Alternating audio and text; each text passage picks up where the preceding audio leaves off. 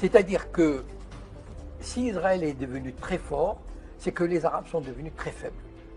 Et il n'y a pas de mesure. Comment expliquer ça? C'est que, d'abord, il y a eu la destruction de pays comme l'Irak, la Libye. C'est un signe qu'on a envoyé aux Arabes, aux dirigeants arabes.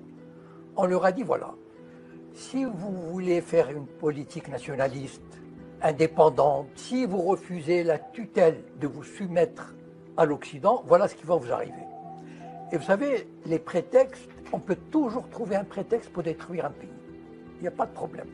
Voilà. Donc, on a envoyé des messages à des pays. Il y a des pays comme le Maroc et l'Algérie, par exemple, on les menace avec le séparatisme. Ça veut dire qu'il y a le Mossad qui travaille dans les zones berbères, etc.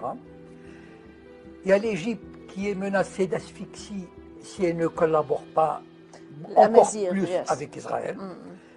Donc en fait, il y a toutes sortes d'actions qui sont menées, qui sont, par exemple, les monarchies du Golfe, on peut leur dire, écoutez, si vous ne collaborez pas avec Israël, ben on va vous envoyer Daesh.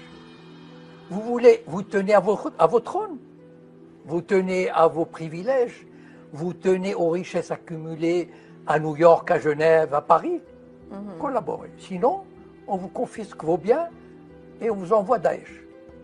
Donc en fait, ils sont dans une position de faiblesse. Pourquoi? Parce que la plupart des gouvernements arabes, la plupart, ou presque tous, sont des castes qui n'ont aucune légitimité.